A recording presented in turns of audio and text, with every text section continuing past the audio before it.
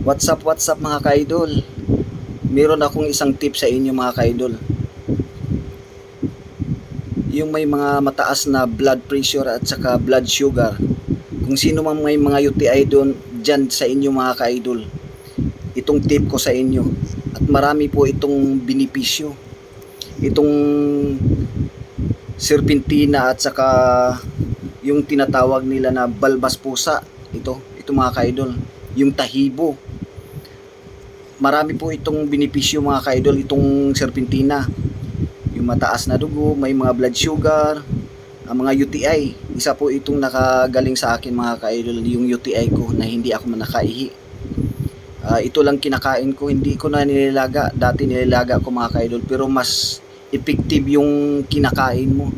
Tapos maghanda ka lang ng isang tubig na maligamgam, isang basong tubig na maligamgam mga ka-idol. Yan, pagkatapos mong kainin, durugin mo lahat sa pagngunguya mo. Pag medyo madurog na siya, inom ka ng tubig. Ito mga ka-idol, pakita ko sa inyo mga ka-idol. Ito kahit ano, diretso mo kakainin yan. Hindi mo na kailangan na laga. Mas effective yung kinakain mo, hindi mo nilaga. Mas effective mga ka-idol. Tingnan nyo. Sobrang pait nito, pero kung matiis nyo, tiisin nyo. Kung gusto nyo gumaling mga ka-idol. Sobrang pait nitong, lalo na itong serpentina, napakapait nito. Tapos itong tahibo. Sabay mo silang kainin, durugin mo sila muna lahat bago mo lunukin.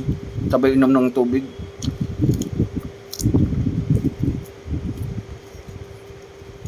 Hindi ko binibilang mga ka-idol na ilang dahon. Hindi na. Hanggat makaya mo lang.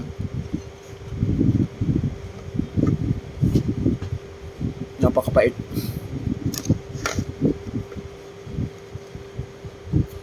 Yan ang tip ko sa inyo to mga ka-idol.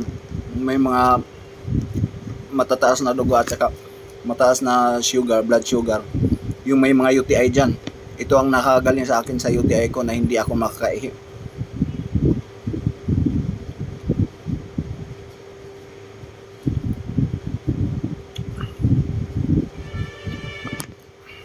Tapos kung kaya mo pa mga ka-idol, yung gaano karami yung kinakain ko, kung kaya mo pa, pwede mo pang kumain ulit. Pwede, halimbawa, pwede kunti-kunti lang. Diba? Sa umaga at saka sa ano, bago ka kumain. Saka sa gabi, bago ka kumain. Kasi pag tapos mong kumain, tapos kainin mo to, magkain ka nito, uminom ka nito, hindi mawalang ipat, mas maganda yung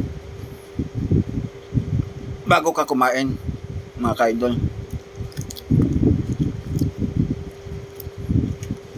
Mga ka-idol, ang dami kinakain ko. So, parang sinumpong na naman ako sa UTI. Yung lagi kang nagbabiyahe dahil siyempre nakapagpigil ka ng ihi. Kasi hindi ako basta-basta kasi umiihi sa mga tabi-tabi mga ka-idol.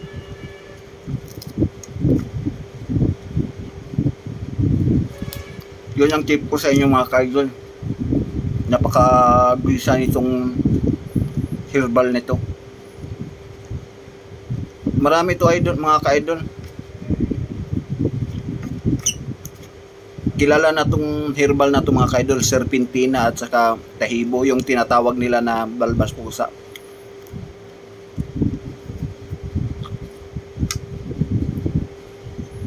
Tapos maghanda ka lang ng maligamgam na tubig. Yun.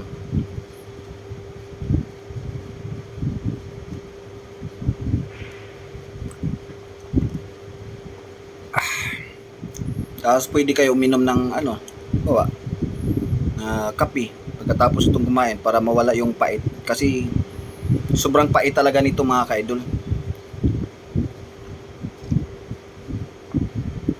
Pero bagay ko kaya nito. Sobrang pait niya pero kayanan niyo to dahil sa para gumaling ka lang. Ako nung una, mga 2 dahon lang, grabe sobrang pait. Parang hindi ko kaya, parang masuka ka ba. Pero ang ginagawa ko, pag kumakain ako nito, naghahanda ako ng kape. Yung mainit. Mainit talaga.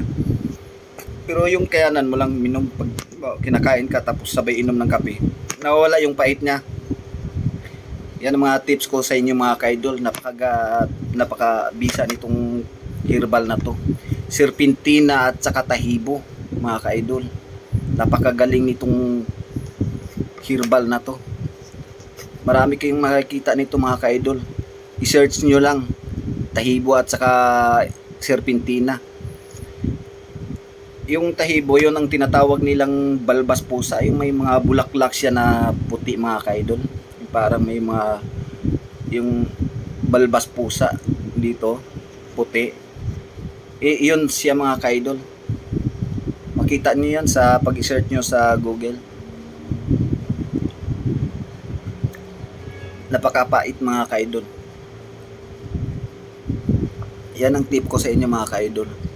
Kung kayo may naramdaman na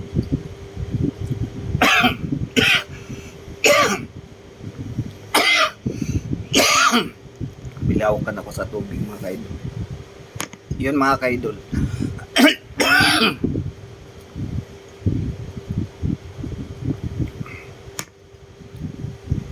Salamat mga bila ko mga ka-idol. Excuse me.